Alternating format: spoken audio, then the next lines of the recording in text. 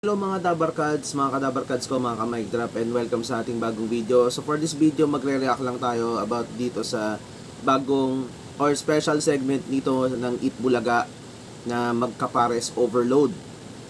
So kanina, nilaunch ito ng Eat Bulaga kanina bilang pag-celebrate ng Love Month. Kasi nga ngayon February at magba-Valentine's na naman. So as usual, ito na naman tayo. Ito na naman itong mga reaction ng mga netizens natin dahil marami daw nagre-react, ang dami nagre-reklamo. Bakit daw wala yung ibang mga segment? Binagina na naman nila. Parang walang raw kabuhay-buhay itong segment na to. So habang ginagawa itong segment na to, ongoing itong segment na to sa Eat Bulaga kanina, nagbasa ako ng mga comment ng mga netizens natin. So, mostly, yung mga reaction na nababasa ko is hindi maganda. Sabi dito, hindi daw maganda daw. Sabi daw dito, hindi raw approve sa iba yung bagong or yung special segment ng Eat Bulaga na Magkapares Overload. So, sabi dito ni J. Campos, common talent, wala sorry, sabi, The Clones na lang daw, Kids Edition. Tapos sabi ni Roy, wala na talaga sugod bahay.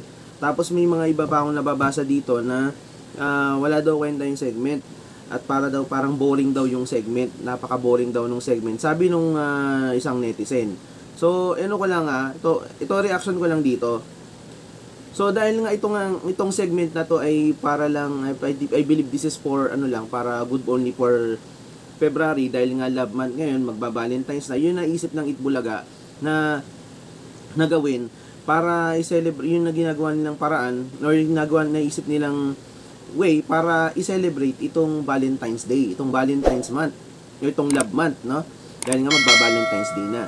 So, syempre, alam naman natin ng Eat Bulaga, sumasabay yan sa season. Kung ano yung holiday na meron tayo, sumasabay din ng Eat Bulaga. Kaya yun yung reason kaya nga nagustuhan sila kaya nga pinapanood sila ng mga tao kasi marunong silang sumabay sa takbo ng panahon. So ngayon, dahil nga love month ngayon, naisip nila magkaroon ng isang special segment na tinatawag na Kilig Pares Overload, no? So nahinango doon sa isang concept dati na kung saan si Raisa ay may-ari ng Pares Overload, no? So ito yun yung reason kaya nagkaroon sila ng ganitong segment. Binagay lang nila sa Valentine's Day. So sa mga nagrereklamo diyan, manood muna kayo. Mas maganda manood na lang muna kayo. Manoorin nyo at mag-enjoy na lang kayo kasi ginawa yung segment na yan para mag-enjoy tayo. Hindi yan para i-bash nyo ng i-bash. So parang nauulit na naman naulit na naman tayo, naulit na naman tong nangyari sa sa That's My Boyfriend na kung ano pinagre-react, kung ano sinasabi na hindi pa man lang binibigyan man lang ng pagkakataon na mag-improve yung segment, binabash na agad. Ganito ang problema sa social media. Itong problema dito sa social media na to, hindi pa man din nagagawa, hindi pa man lang binibigyan naman lang ng chance na mag-improve yung segment, isang bagay kung ano nang sinasabi. Kaya tuloy naisipan ng Eat Bulaga parang i-take down na lang yung segment kasi nga ang dami daw basher. So kayo this time naman baka naman pwede yung pagbigyan yung segment, okay? Hindi yung nagrereklamo kayo, hindi puro kayo reklamo, puro kayo angal. Si Iso ganito, ba't wala si ganito, ba't walang dapat ganito na lang yung segment. Pagbigyan muna natin yung segment. Maganda para sa akin, maganda naman yung segment. Napapanahon naman siya. Kasi magba-Valentine's Day. So, manood na lang kayo. Kung ayaw yung panoorin, pwede naman kayo manood sa iba. Manood kayo ng cable channel, manood kayo ng Netflix, manood kayo ng ibang palabas. Wala nang problema doon, pero bash kayo ng bash sa social media, sinasayang nyo lang yung energy nyo, sinasayang nyo yung oras niyo sa pagko-comment ng hindi maganda against Eat Bulaga. Kasi nga, napasagot ako kanina at nagalit ako dahil puro reklamo yung mga netizens natin. So kung hindi nyo gusto yung segment, hindi wag kayo manood kasi matagal na naman ginagawa ng Eat Bulaga yan yung mga dating segment, yung mga dating contest, wala naman. May nagreklamo ba? Nung 90s ba may nagreklamo about sa It's a Date, sa Hard to Get? sa Love on Air, meron bang nagreklamo doon na netizen? May nagreklamo ba na ano doon, na audience doon? Wala nagrereklamo kasi nga alam nila na nababagi, kasi nga alam nila na ginagawa ng Itbulaga to kasi nga maglalaman kasi February.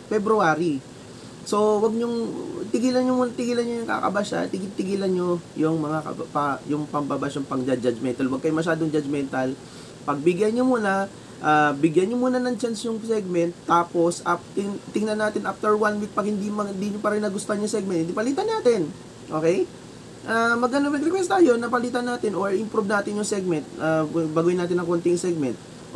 Kaysa naman ganyan, puro kayo reklamo, puro kayo angal, puro kayo dada, na hindi mo man lang muna tinitingnan ng mabuti, hindi niyo man lang binibigyan muna ng chance yung segment, puro kayo angal, no? So ganun lang, yun lang ang reaction ko doon. Mag-enjoy na lang muna tayo. Pag-enjoy, bigyan natin ng chance yung segment at hindi natin kung ano mangyayari. Kasi para sa akin, parang special lang naman to, special segment lang naman to dahil nga February ngayon kasi Love Month, no? So happy Valentine's sa inyong lahat. Yun lang yung masasabi ko. Mag-enjoy tayo, panoorin natin yung segment, bigyan natin ng pagkakataon. Okay? So yun lang yung reaction, yun ang reaction ko doon. At kung nagustuhan niyo tong reaction video na to, don't forget to like and share. Maraming salamat sa panonood. Until the next video, ingat kayo lagi.